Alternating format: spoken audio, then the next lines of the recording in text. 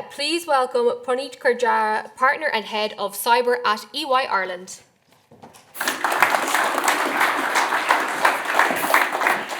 How's it going? Everyone can hear me? Hands at the back? Hands at the back? Okay, great.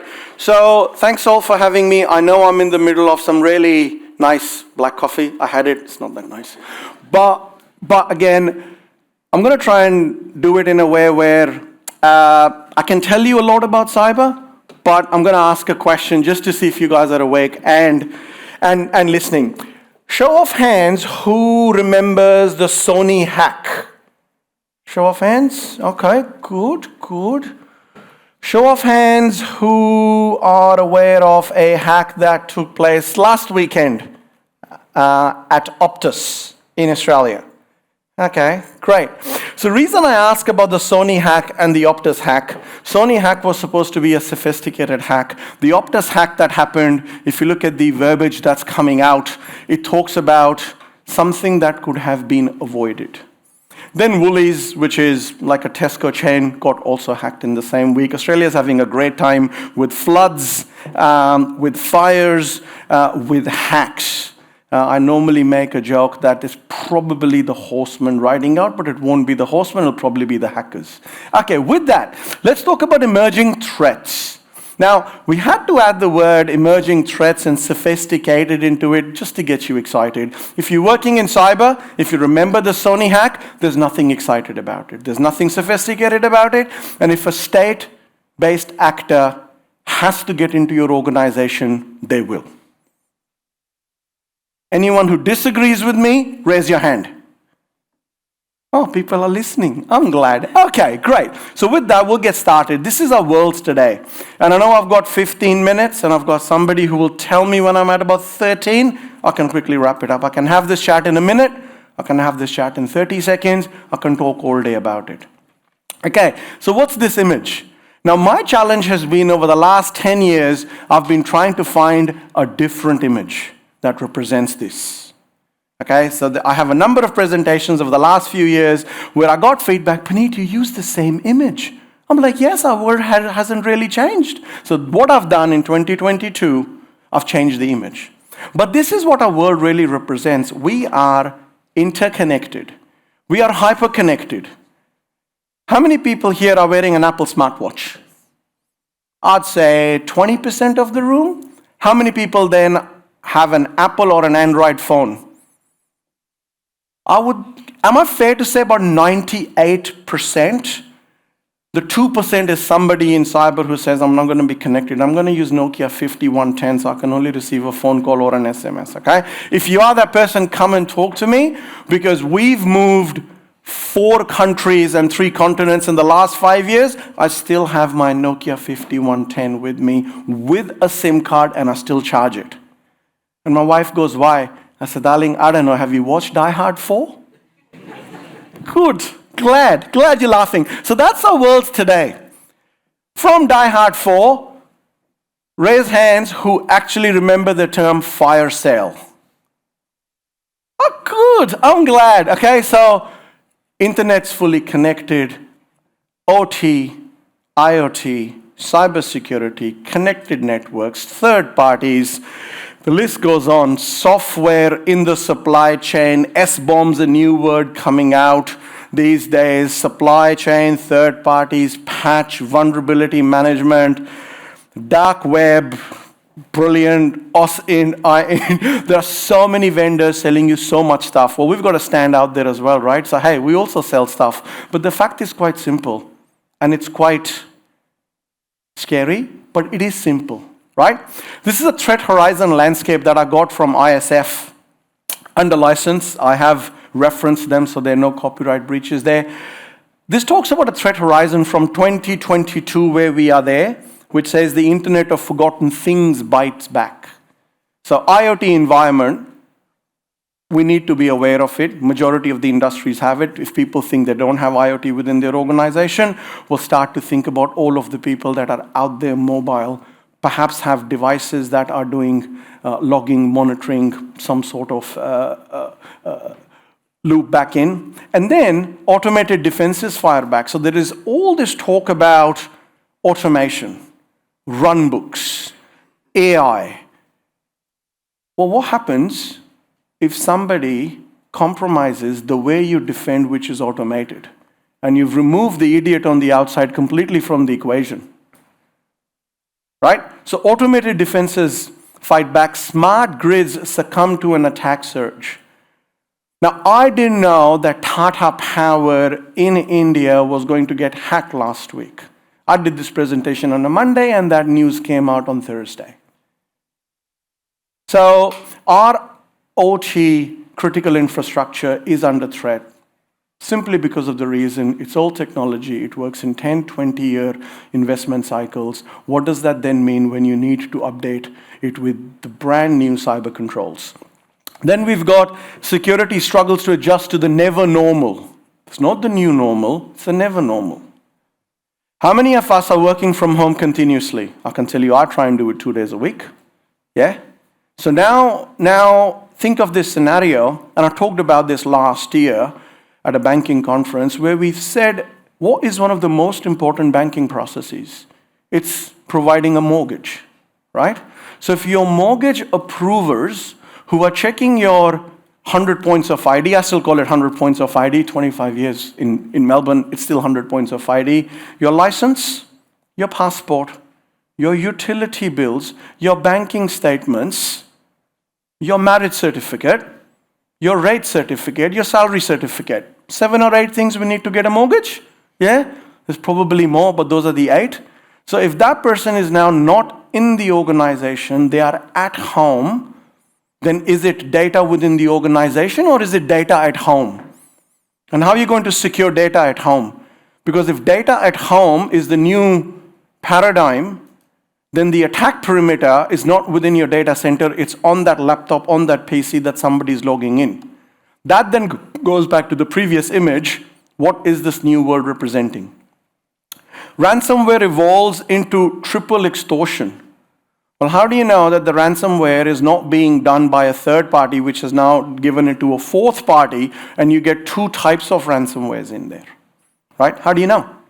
And then there's this big thing about the cloud risk bubble bursts. Well, they're saying it's going to happen in 2024, given the amount of AWS attacks, given the amount of Azure misconfigured buckets, looking at the amount of Salesforce events that have happened where data has been leaked, looking at the SAP events that have happened in cyber. I don't think the cloud risk bubble is going to burst in 2024. I think it's already deflating. I don't think it'll burst.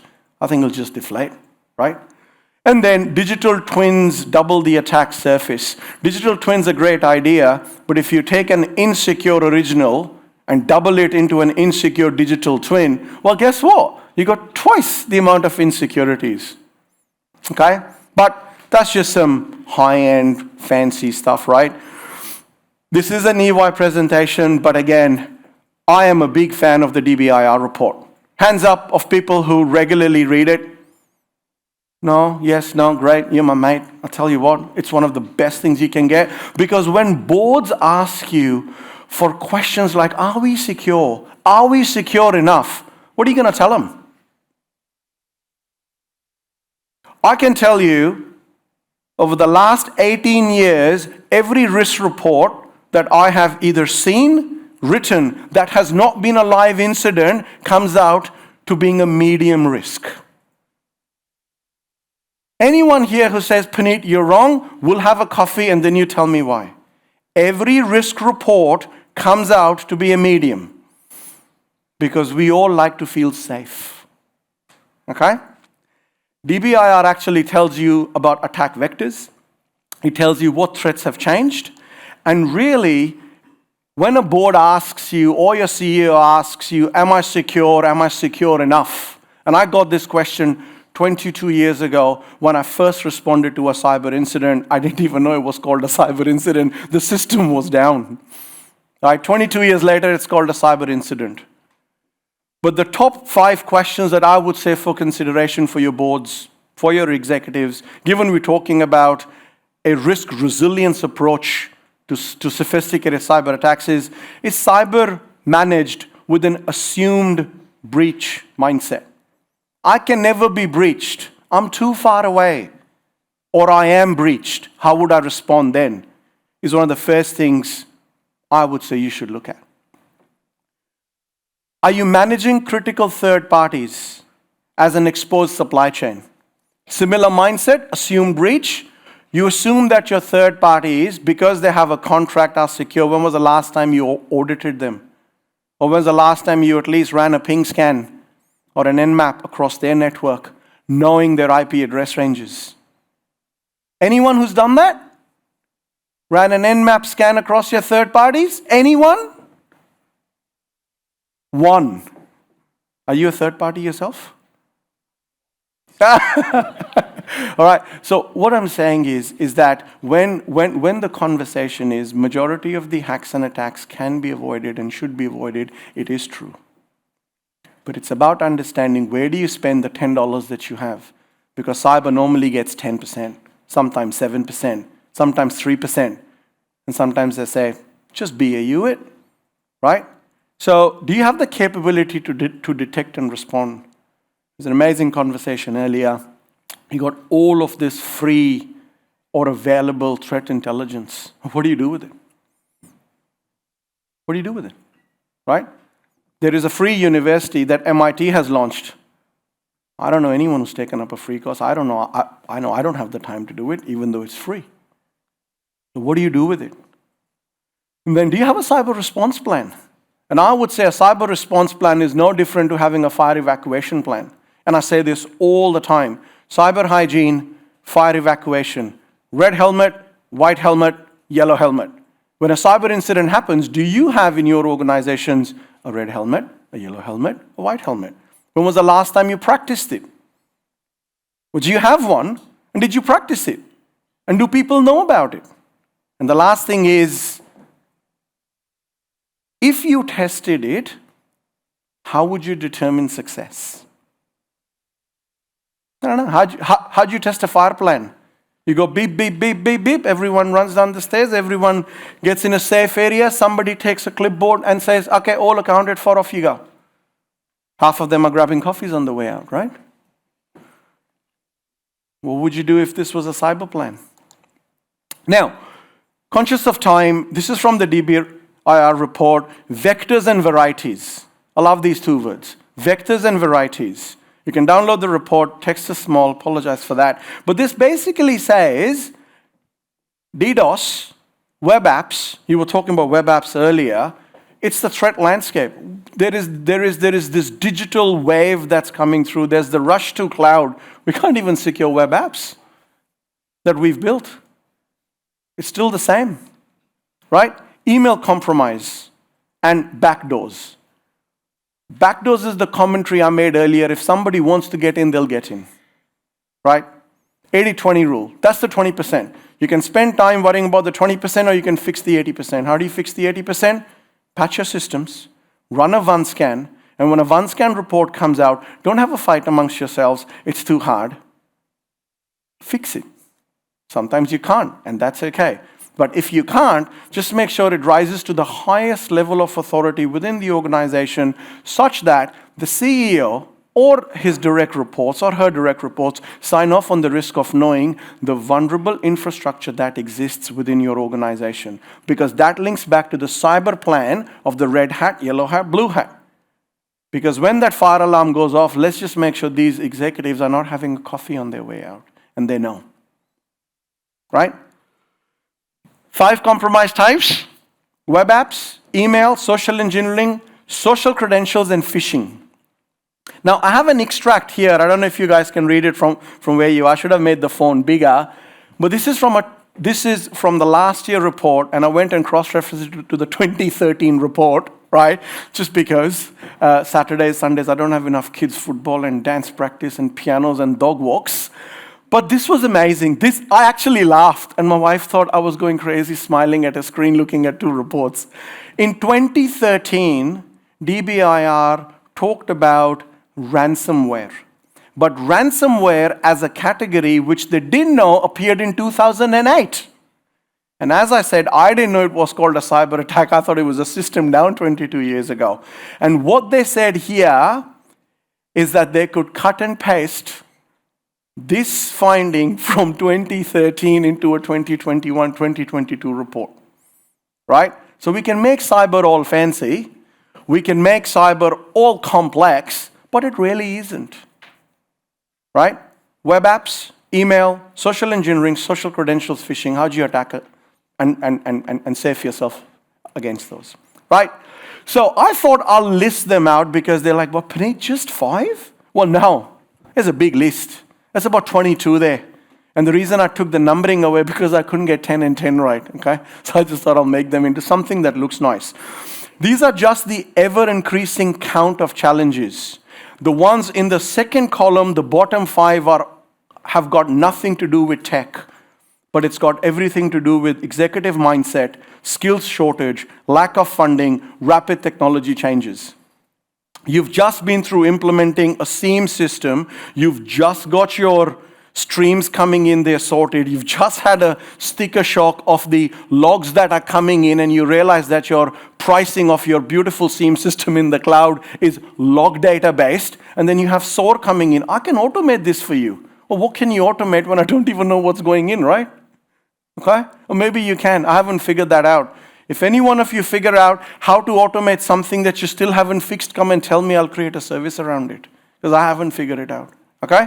And then these are ever-increasing threats. If 5 of 20 are all about executive mindset and lack of funding, do the other 18 really matter? Yeah? Okay. And then where to focus? Again, for me, how am I doing for time? 2. Oh, perfect. Perfect. I planned this, right? Number 5, let's start from 5 to 1 because we can go 1 to 5. 5 to 1, assess your response readiness with an assume breach mindset. You've got to bring it home, right? I started with an assume breach mindset. I've got to close off with an assume breach mindset. So if you are already breached, what would you be doing? Would you be checking your security policy? Or would you be making sure that you have contracts and agreements in place for when an incident hit, for somebody to help you respond to that incident? Because I can tell you, if you're checking your security policy and a RACI matrix as who should be responding in a breach, there's a different conversation that needs to be had. Okay? Secure your third-party supply chain. It's not about you can't secure it, it's under contract, but what can you do with your third parties within the bounds of the contract, right? And if you have a long-standing relationship with them, can they help you? Build safeguards to ensure that human is the last line. And I talk about humans as being the last line because with that data at home mindset. If people are working from home and they're accessing critical systems that have personal data, financial data, passports, information, all in there, like the Optus hack that's happened in Australia, I've got a letter, I'll probably have to go get a new passport. Right? I'm trying to do that in Dublin, yeah, great. Okay, I won't get into that. But realign your readiness to a threat-based model. There was talk of MITRE, and there was a beautiful comment there that was made in the earlier presentation.